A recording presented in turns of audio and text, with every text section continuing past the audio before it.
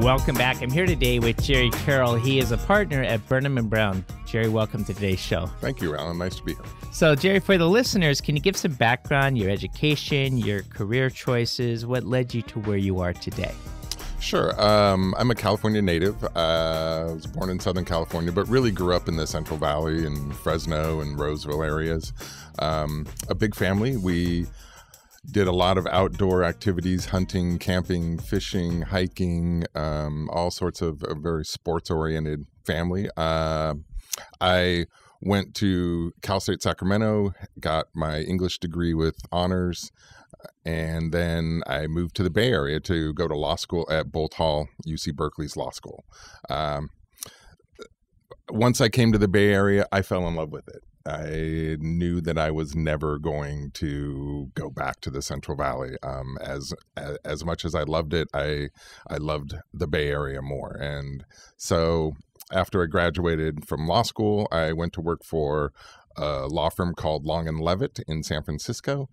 Worked with a bunch of great lawyers, great trial lawyers there.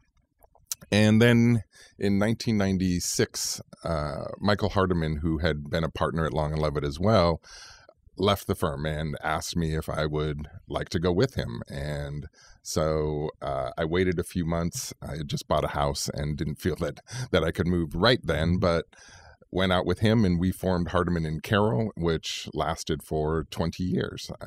And then recently, last year, I decided to make a move and to close Hardiman and Carrol and go to Burnham & Brown. It has turned out to be a wonderful move. It's like going into a big extended family. They're a great firm. They offer me a lot of support, and it's been a really fun move.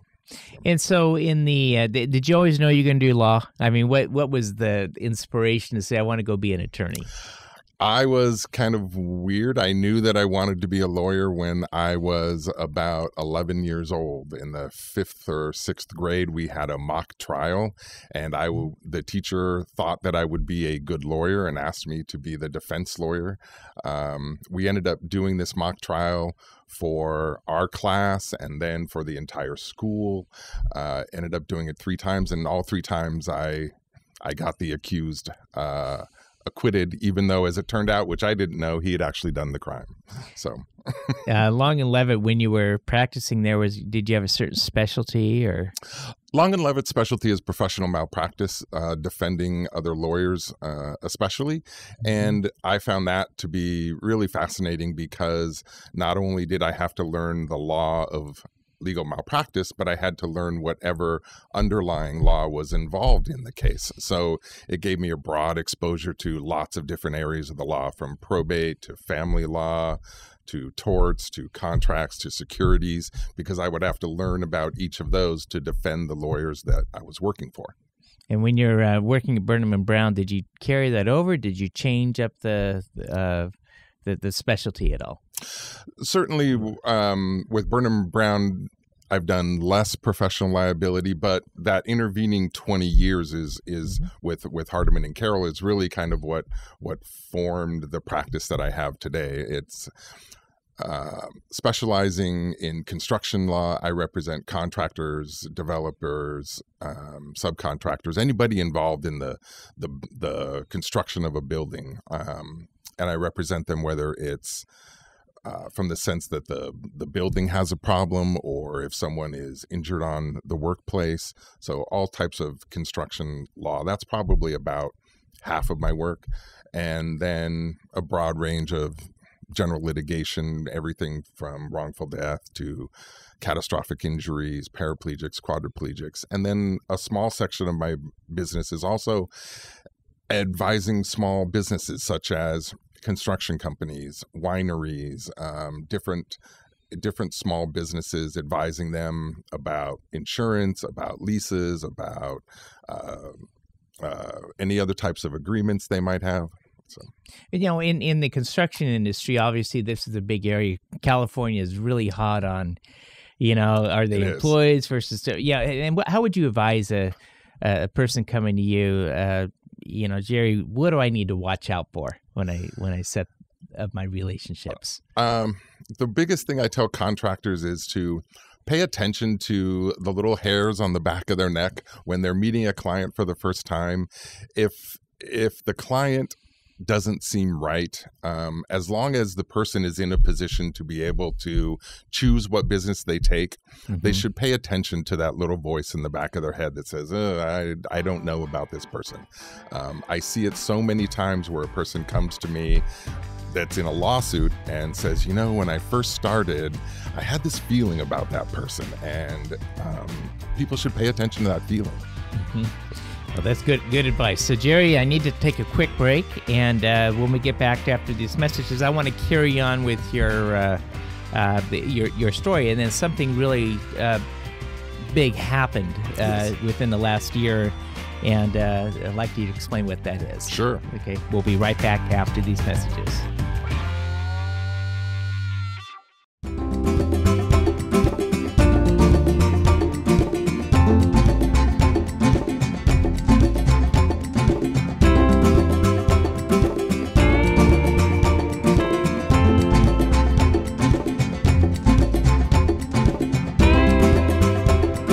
Since you can't take your wealth with you, spend time with your family.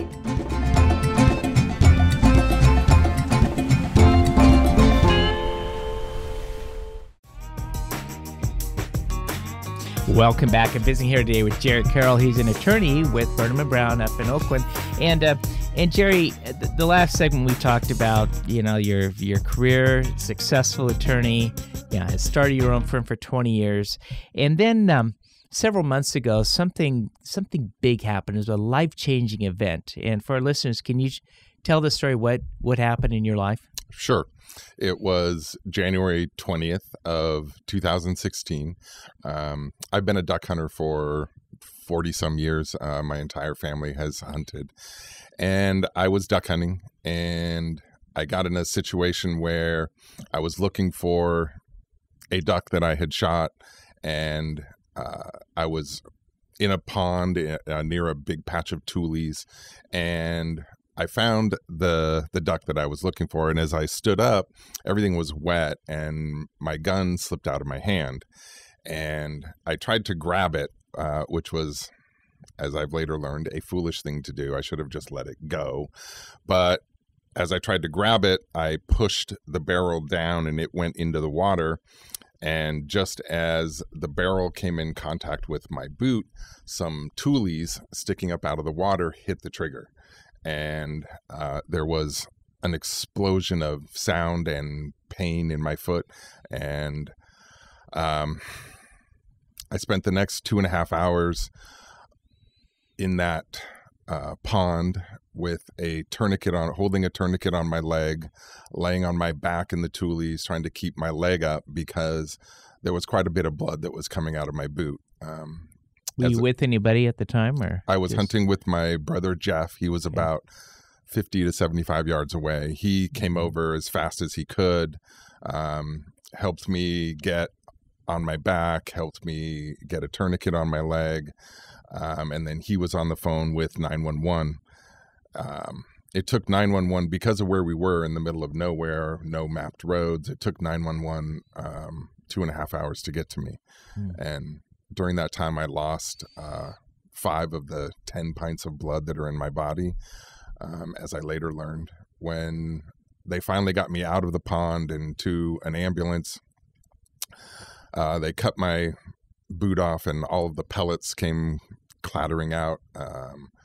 The EMT looked at it and swore very colorfully, and that made me think, wow, how bad must this be if somebody who deals with this kind of thing every day is looking at that. So they got me out to pavement and to a waiting helicopter, took me to trauma hospital. I was laid on the table, and I counted 16 nurses and doctors descended on my body, cut everything off. It was just beeping monitors and cold metal and a lot of organized chaos. The surgeon then bent down and said that I was going to live, but that when I woke up, I may not have my left foot. And that was the first time throughout the ordeal that it occurred to me that I might lose my foot. I woke up several hours later in the hospital and looked down with relief to see that I still had my foot. But that relief was short-lived. Over the next several days, I had several surgeries, and they decided that it was going to be difficult to save the foot, but they offered me a choice. And ultimately, I chose to cut it off. The alternative was up to a dozen surgeries over 3 years, continued pain, continued problems, and I just decided it was better to cut it off. I had some very good advisors, health friends, and my brother, who's a doctor. And everyone said that the best outcomes usually come from amputation. So I elected to amputate my left foot. Well, was that the silver lining, that when you had the accident, your brother was with you as a doctor? Or? My brother that was with me was, I have three brothers, okay, and the brother that was with me was not a doctor. Okay. So obviously it's impacted your life tremendously, significantly, and and overnight within that one event, life suddenly changed. And Jerry, I'd like to. We're running up against the break here. Sure. But I'd like to get back in terms of life's experience. What have you learned? What are you doing differently than you did before? When we get back after these messages. Sure. Visiting here today with Jerry Carrol, attorney at law with Burnham & Brown, and has a very unique life story. And we'll be with you right after these messages. I love fishing, with my family. I think it would be easier to use a net. It was so much fun. The times when we are together, it makes it all the more worth it. Having Dad teach them how to cast a fly rod, and as long as we're doing stuff together, we're having fun. Some people see a father and a son fishing together, while others see a succession plan. Welcome back. I'm visiting here today with Jerry Carrol, attorney at law with Burnham & Brown. And Jerry, in the last segment, we talked about the hunting accident that happened roughly a year ago, wherein you lost your leg. What's the biggest takeaway that has been in your life since losing your leg? Probably how quickly everything can change in life. We hear a lot of cliches about seizing the day and never knowing what life can bring, but this ordeal and has really brought that home to me. I am trying to focus much more on what's important to me and what makes me happy, and what's the best thing for myself and for my family. But the other thing that I have to say that I've taken away is the strength and courage that I got from all of my friends and family. I have heard that sometimes you have to die to see and hear how much people love you at your funeral. I'm lucky that I got to experience that in person while I was alive. I would not be here if it weren't for the support and love and generosity that so many of my friends and family showed. You had a lot of time in the hospital recovery. Approximately how long was that? I was in the hospital for 10 days, and then I was pretty much confined to bed except to go to the bathroom for 2 months. And then slowly I started to go out on crutches with a walker. I eventually got my prosthetic leg in April, and then began learning to walk again, which has been quite an ordeal. So how has this experience positively impacted your life when there's so much negative around it? Huh? So it's funny, and more recently in the last several weeks, I have talked to people about,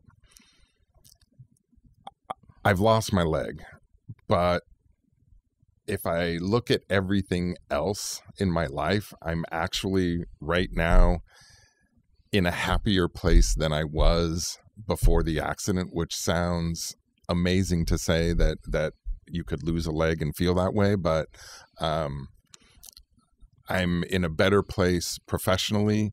I am, which has led to more happiness at home.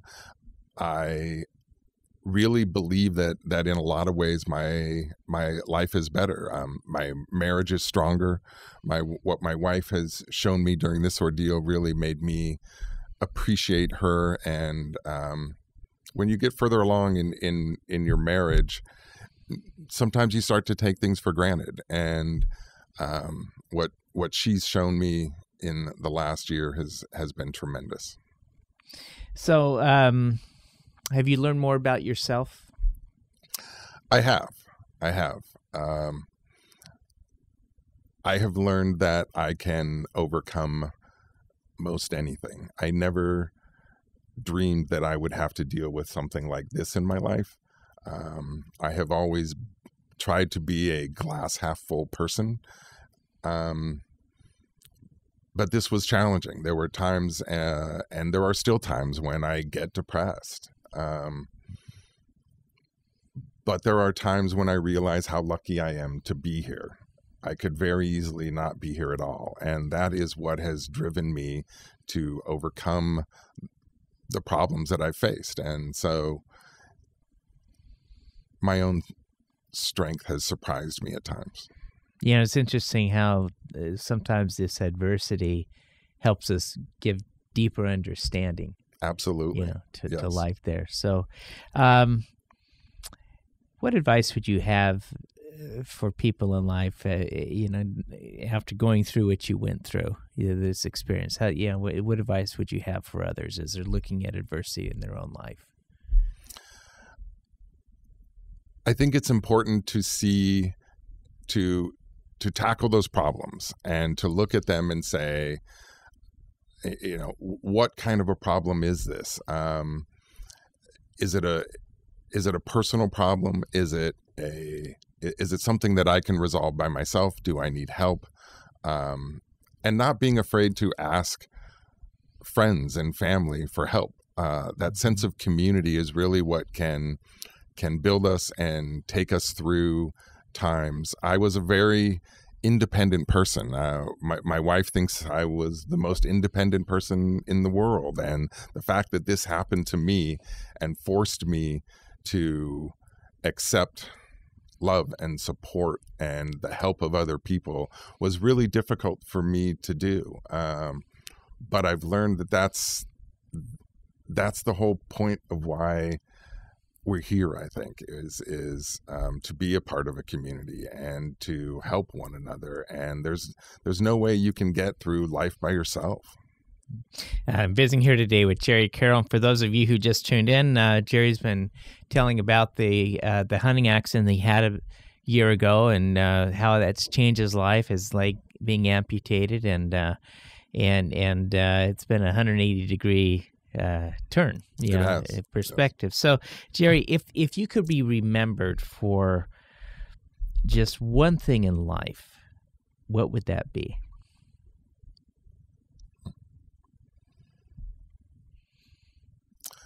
My generosity and my willingness to help other people. So you have a more of a life of service and. Yes.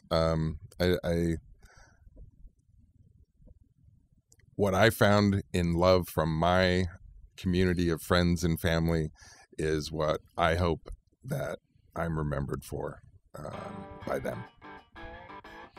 Jerry, really appreciate all the great insight you telling this story here today and for being on today's show. Thank you, Alan. It was a pleasure.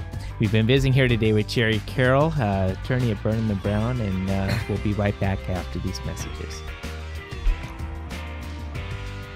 Welcome back. Over the break, Jerry and I were visiting, and one of the things that a very emotional and traumatic event of going through what he went through with the hunting accident this last year, but One thing that we didn't cover is why did you move out from your own firm, owning your own firm with a partner, to joining with a large organization, and how did that whole transition play through?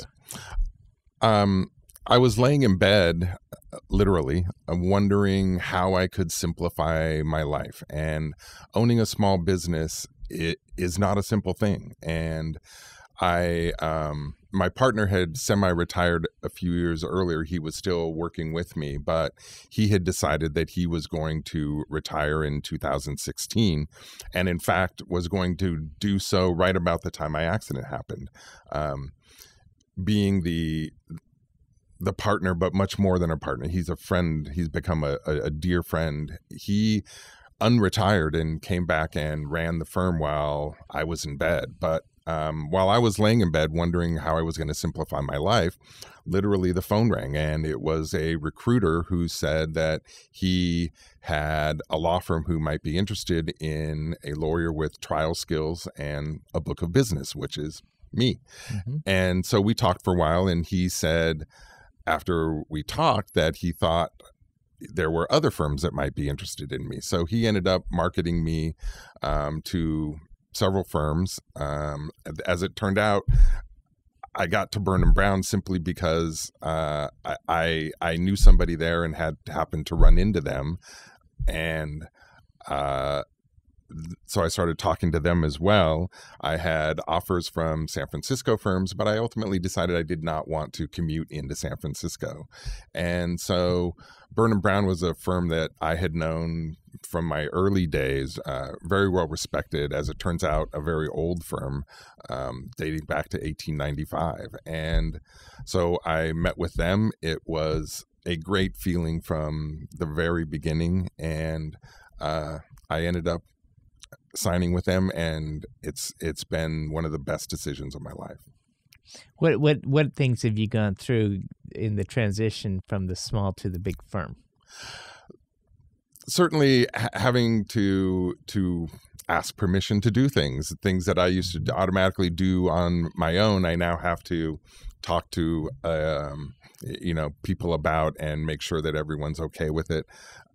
That's been one of the more difficult things, is realizing that I can't just do anything on my own.